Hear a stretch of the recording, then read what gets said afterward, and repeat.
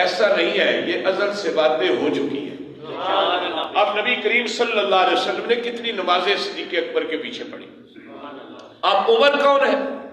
عمر مراد رسول ہے، اور یہ بھی حکم ہے کہ اگر میرے بعد کوئی نبی ہوتا تو عمر ہوتا، یعنی عمر میں تمام خصلتیں نبوت والی پائی جاتی ہیں، عمر میں تمام خصلتیں نبوت والی پائی جاتی ہیں، پر فرمایا میرے بعد کوئی نبی نہیں ہو سکتا۔ حضرات محترم، جس میں نبوت کی ساری خصلتیں بھی ہوں وہ بھی مصلی رسول پہ ابو بکر کی موجودگی میں نہیں کھڑا ہو سکتا۔ تو یہ باتیں ذہن نشین رکھا کرے، یہ باتیں ذرا ہوتی مشکل سی ہیں، اور میں یہاں پہ اتنا عادی نہیں ہوں ان کے کرنے کا، یہاں پہ ذرا پیار سے کہنے سبحان اللہ۔ ویسے میں بڑے کھل کھلا کے کرتا ہوں، یہ بھی ذہن میں رہے، اور یہ مجھے سارے لوگ جانتے ہیں، آج سے نہیں جانتے، 50 سال سے جانتے ہیں کہ یہ گفتگو کیسی کرتا ہے۔ تو میں ذرا آپ کا لحاظ رکھتا ہوں، تو لحاظ میں آپ لحاظ ہی رکھا کریں، لحاظ کے بدلے میں لحاظ ہوتا ہے، نیکی بدلے میں نیکی ہوتی ہے۔ یہ نہیں ہے کہ ہم ایک طرف صدیق اکبر رکھیں، ایک طرف عمر رکھیں، ایک طرف عثمان رکھیں، اور ایک طرف مولا علی رکھیں، اور پھر یہ ہم پاس کرتے رہیں، یہ وہ ہے اور یہ وہ ہے، یہ وہ ہے۔ ایسا نہیں ہے۔ اگر ایک نبی پاک صلی اللہ علیہ وسلم کی آنکھ ہے تو دوسرے نبی پاک کی سماعت ہے، اور تیسرے نبی پاک کا جگر ہے، اور چوتھے نبی پاک کا جسم ہے۔ سبحان اللہ، یہ بھی پڑھا ہے نا، یہ پڑھو نا، پتہ چلے گا۔ لہبوں کا لہبی کون ہے؟ علی ہے۔ جسم کون ہے؟ دموں کا دمی کون ہے؟ خون کون ہے؟ علی ہے۔ بولے ذرا۔ اور عثمان کون ہے؟ میرے رکھتے جگر ایک نہیں 40 ہوتی، میرے جسم کے ٹکڑے ایک عورت نہیں، میری بیٹی ایک نہیں 40 ہوتی، تم مرتی جاتی اور میں عثمان کے نکاح میں دیتا جاتا۔ اور میں نے کسی کو اللہ سے نہیں مانگا، میں نے کسی کو اللہ سے نہیں مانگا، ایک عمر ہی تو مانگا ہے۔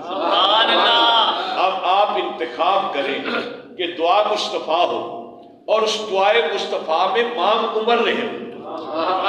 اب کائنات کے نبی کی دعا ہے، اللہ کی عطا ہے، اور حضور مانگ رہے ہیں، اور جو مانگنے کے لیے خواہش ہے وہ کیا ہے؟ وہ عمر ہے، تو جو مانگ کر لیا جائے۔ اب اس کی شان کیا ہے؟ اب یہی یہاں پہ کہا، وہاں بھی مانگا گیا، یہاں بھی مانگا گیا، یہاں بھی مانگا گیا، اور جب ابو بکر کی باری آئی تو فرمایا ابو بکر تو نے نہ مجھ سے کبھی مانگا ہے، کبھی تو مانگ لو، میں نے تو سب کی مانگ سنی ہے۔ علی نے بھی تو مجھے فاطمہ مانگی ہے، علی نے بھی تو مجھ سے فاطمہ مانگی ہے، عمر نے بھی تو مانگا ہے، عثمان نے بھی تو مانگا ہے، طلحہ، سعد، ابو ہریرہ، خنزلہ، اسامہ، سب نے مجھ سے مانگا ہے۔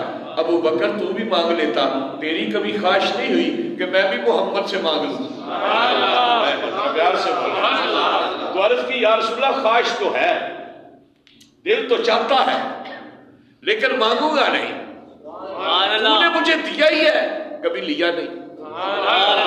آج مصطفیٰ کا حکم ہوا، تیری خواہش کیا ہے؟ تو جملہ بڑے پیار سے سمجھنا ہے۔ عرض کی یا رسول اللہ خواہشیں تو بہت ہیں، پر 2 عرض کرنا چاہتا ہوں۔ نمبر 1، آنکھ میری ہو، چہرہ آپ کا، جو ایک لمحے کے لیے ایمان کی حالت میں سرکار کو دیکھ لے اور پھر اس پر قائم رہے، قیامت تک کے ولی نہیں، پوری دنیا کے صلحاء ایک طرف ہوں، اس صحابی کے پاؤں کے، گھوڑے کے پاؤں کے سم کے ساتھ لگی ہوئی دھوڑ کے برابر نہیں ہے۔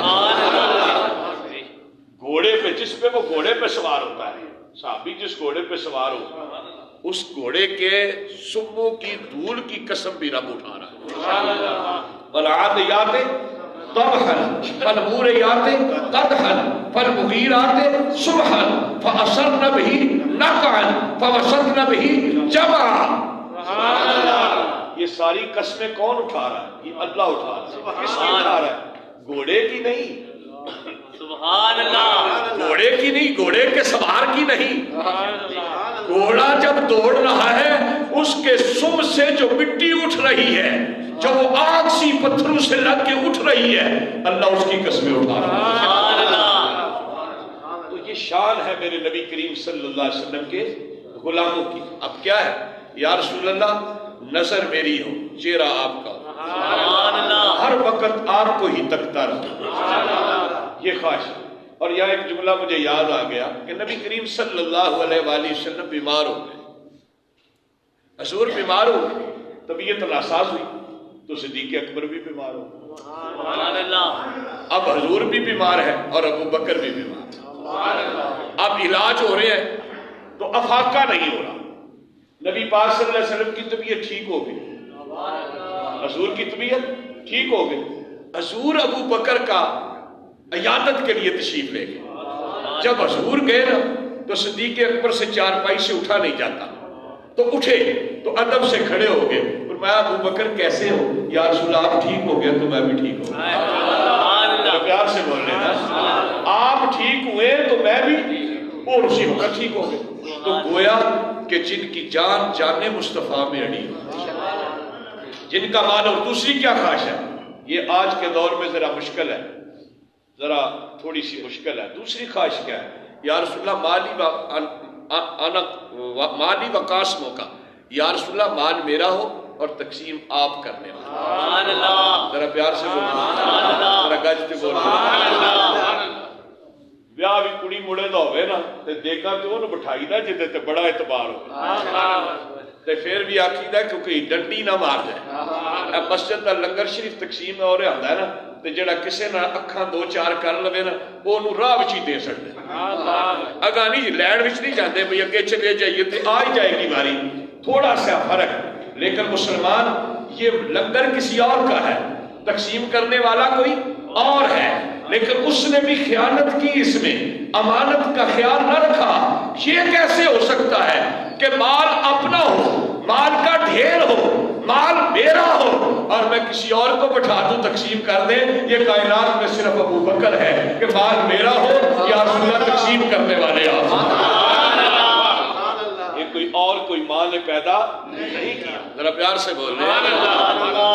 اور یہی خیالات جو ہے, بات چھڑتے چھڑتے چھڑ رہی ہے. آپ جب پیدا ہوئے نا تو ابو قحافہ آپ کے والد گرامی, آپ کے والد گرامی بھی صحابی تھے. سبحان اللہ. آپ کے والد گرامی بھی صحابی, صدیق اکبر بھی صحابی, آپ کی اولاد بھی صحابی, آپ کی اولاد کی اولاد بھی صحابی.